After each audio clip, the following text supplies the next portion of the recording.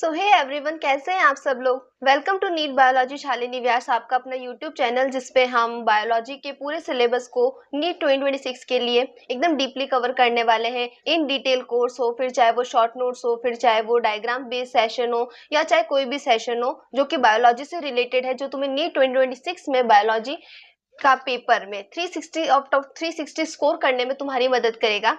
उसके लिए हम सब कुछ इस चैनल पे करने वाले हैं। तो अभी तक अगर किसी ने इस चैनल को सब्सक्राइब नहीं किया है तो पहले इस चैनल को सब्सक्राइब करेंगे, बेल आइकन दबाएंगे और टेलीग्राम चैनल को ज्वाइन करना नहीं भूलेंगे, ताकि आपको अनोटेटेड एनसीईआरटी, सारे शॉर्ट नोट्स, सारे डिटेल्ड नोट्स, सब कुछ जो है वो वहां पे मिल सके। ठीक है, आज का सेशन काफी ज्यादा प्रोडक्टिव और इंटरेस्टिंग होने वाला है, क्योंकि देखो अभी तुम लोग स्टार्ट करने वाले हो।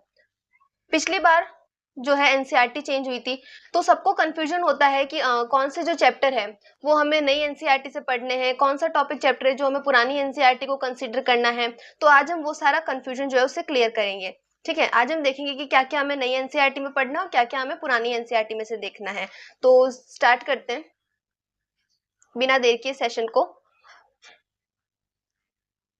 एक सेकेंड ना, ये देखो, बायोलॉजी की बात करेंगे अभी हम। अभी मैं ना फिजिक्स की बात कर रही हूँ ना केमिस्ट्री की बात कर रही हूँ, मैं सिर्फ बायोलॉजी के सिलेबस की बात कर रही हूँ कि मुझे क्या क्या पढ़ना है और क्या क्या नहीं पढ़ना है। तो पहले हम वो चीजें देखते हैं जो हमें ओल्ड एनसीईआरटी से करनी जरूरी है, मतलब वो चीजें जो हमें नई एनसीईआरटी में नहीं मिलेंगी, लेकिन उनमें से जो है नीट में क्वेश्चन हमें देखने को मिल सकता है, इसलिए हम वो चीज ओल्ड एनसीईआरटी में से पढ़ेंगे।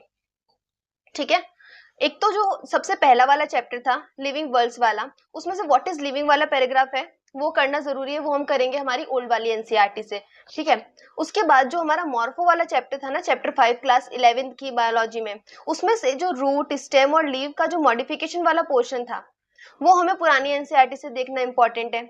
उसके अलावा जो स्ट्रक्चरल ऑर्गेनाइजेशन वाला चैप्टर है ना, स्ट्रक्चरल ऑर्गेनाइजेशन वाले चैप्टर में जब हम एनिमल टिश्यूज पढ़ते हैं, जब हम कॉकरोच पढ़ते हैं, फ्रॉग पढ़ते हैं, उसमें से देखो अर्थवर्म वाला जो पोर्शन है वो अभी नहीं पढ़ना हमको, क्योंकि वो हमारे सिलेबस में नहीं है, लेकिन कॉकरोच और फ्रॉग हमारे सिलेबस में है। उसके अलावा एनिमल टिश्यूज में जो हमारे epithelial tissue, connective tissue, muscular tissue, neural tissue, वो वाला पोर्शन है वो भी सिलेबस में है, तो वो भी हमें पढ़ना है। और क्योंकि उसे इन डिटेल में पढ़ना जरूरी है तो हम ओल्ड एनसीईआरटी को कंसिडर करेंगे।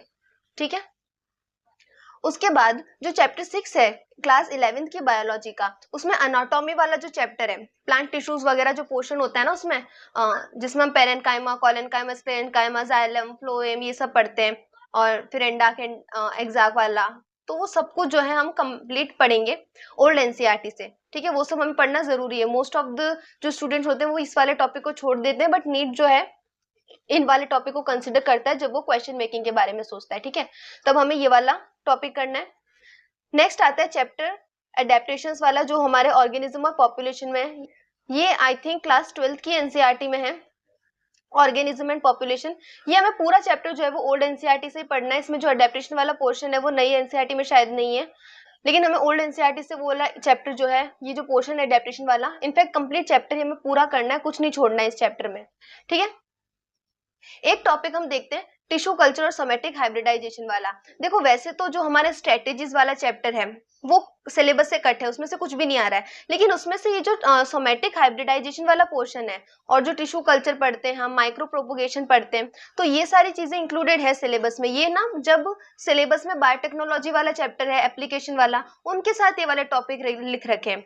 और ओल्ड एनसीईआरटी में ये टॉपिक हमें कहाँ मिलते हैं, स्ट्रेटेजीज वाले चैप्टर में मिलते हैं, तो ये वाले टॉपिक हम करेंगे। डोंट वरी, इन टॉपिक के लिए भी मैं अलग से सेशन लगवा दूंगी, तुमको अलग से कुछ भी मेहनत करने की जरूरत नहीं है कि हम दोनों टाइप की एनसीईआरटी खरीद के लाएं या क्या।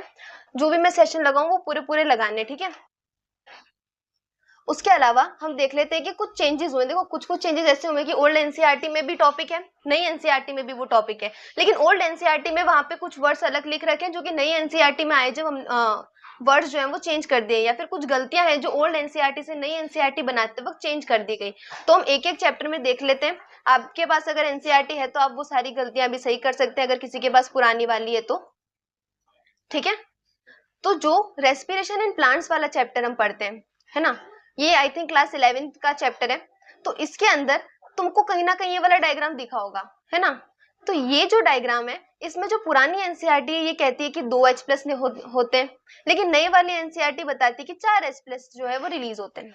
ठीक है, अब क्या था पुरानी एनसीईआरटी में भी जो टेक्स्ट वाला पोर्शन था उसमें 4H+ ही लिख रखा था। नई एनसीईआरटी में भी टेक्स्ट वाले पोर्शन में हमें 4H+ ही देखने को मिलता है, लेकिन पुरानी वाली एनसीईआरटी ने जो है डायग्राम में गड़बड़ कर रखी थी, डायग्राम में 2H+ लिख दिया।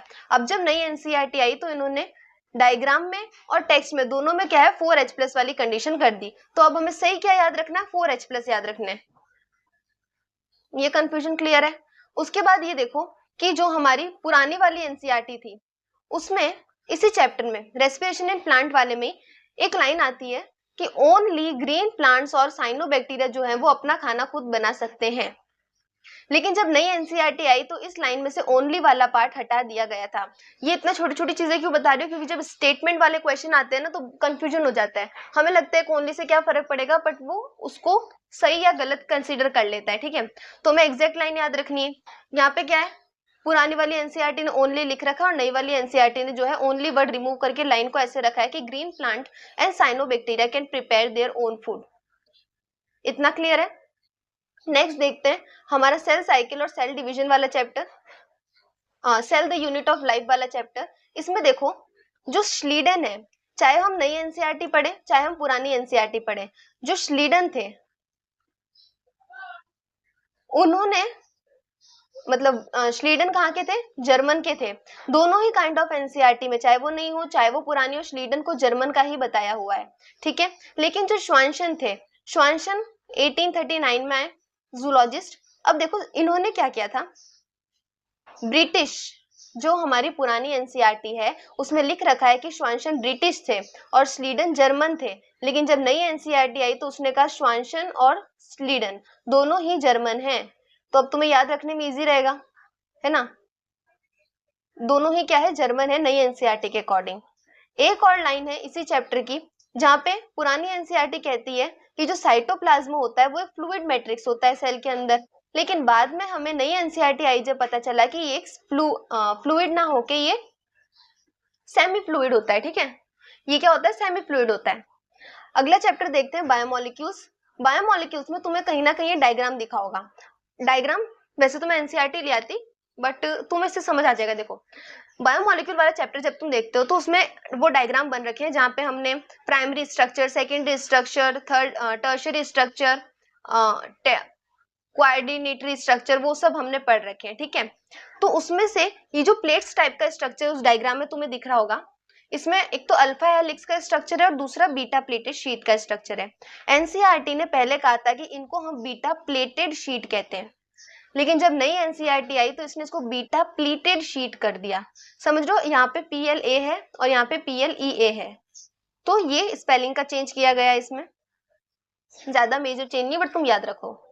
उसके अलावा तुम देखो जो लोकोमोशन वाला पोर्शन है, ठीक है, जब लोकोमोशन वाला चैप्टर हम देखते हैं तो इसमें क्या है, एक लाइन लिख रखी है जिसमें है a single U shape bone, जिसे हम हायोइड कहते हैं, ये हमें बक्कल कैविटी के बेस में मिलती है and it is also included in the skull.